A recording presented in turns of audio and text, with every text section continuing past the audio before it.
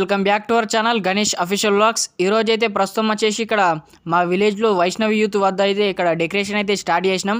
ఇక్కడ చూసుకోవచ్చు, ఇక్కడ పార్ట్ 1 అయితే చూసుకోవచ్చు. ఈరోజు డేట్ వచ్చేసి 26 సెప్టెంబర్.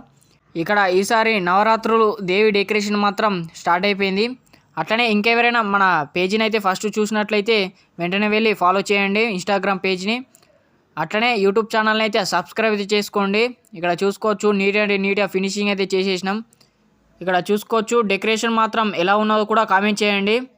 అట్లనే ఫుల్ వీడియో కూడా పెడతాం మన యూట్యూబ్ ఛానల్లో.